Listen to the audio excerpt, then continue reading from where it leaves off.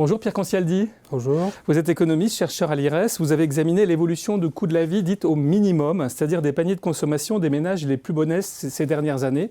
Alors est-ce qu'il y a une évolution marquante ? Oui, tout à fait. C'est le premier constat qu'on fait dans l'étude de l'IRES.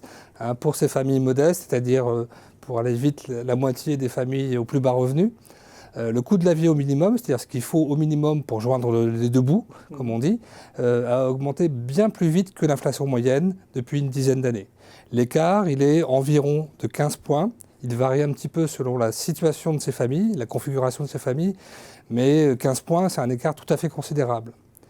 Et le second constat qu'on dresse aussi dans cette étude, c'est que du côté des revenus, toujours pour ces familles modestes, en revanche, ces revenus ont augmenté moins vite que l'inflation. Alors l'écart est moins faible, il est plutôt de l'ordre de 3 points, mais ça signale un effet de ciseau, comme on dit, c'est-à-dire que les revenus évoluent moins vite que les prix en moyenne, alors que le coût de la vie évolue beaucoup plus vite, et donc on peut véritablement parler de rupture, d'autant que pour le coût de la vie, on n'avait pas observé ce phénomène au cours des 20 années antérieures. Donc il y a vraiment eu un décrochage à partir des années 2010, on va dire. Et alors cette rupture n'est pourtant pas apparente, donc lorsqu'on s'intéresse aux moyennes, vous avez parlé de la moyenne des prix, de la moyenne des revenus. Alors comment est-ce que vous y arrivez, vous, à la retracer ? Alors, on peut partir déjà de l'indice des prix de l'INSEE. L'INSEE collecte des prix élémentaires pour l'alimentation, le logement, les transports. Et pour calculer son indice de prix moyen, il pondère ces prix par une structure moyenne de consommation. Ces structures de consommation, elles agrègent des ménages qui sont très très différents, à la fois sous deux facteurs importants. À la fois parce qu'ils ont des revenus différents. On sait très bien que les ménages à faible revenu consomment davantage en termes de produits alimentaires. Par exemple, le poids d'alimentation est plus important. Et aussi par leurs besoins. Un célibataire ne va pas avoir les mêmes besoins qu'une famille avec 2 ou 3 enfants. Donc, cette moyenne, elle n'est pas représentative de ces familles modestes.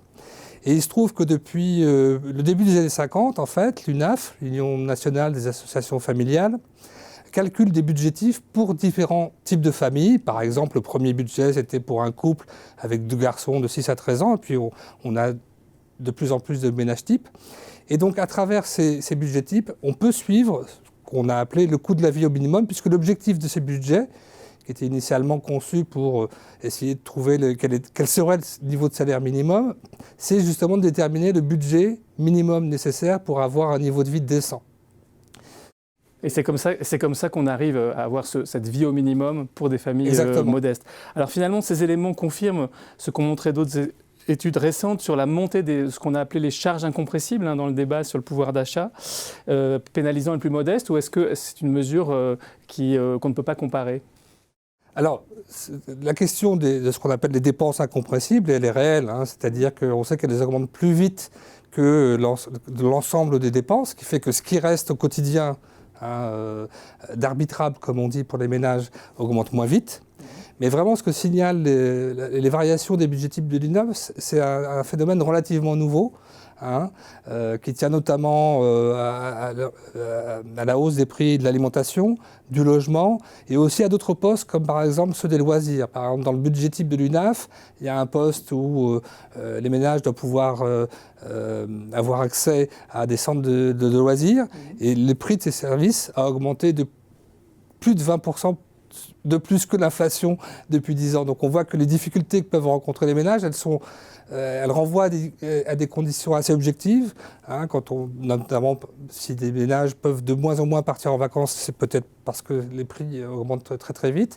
Donc ça éclaire d'un jour nouveau la question du pouvoir d'achat, qui est en général vue davantage sous l'angle de l'évolution des revenus, mais beaucoup moins sous l'angle du coût de la vie pour ces familles modestes. Merci beaucoup Pierre Concialdi d'être venu nous parler de cette véritable rupture depuis une dizaine d'années pour les ménages les plus modestes. Et merci pour votre éclairage. Merci.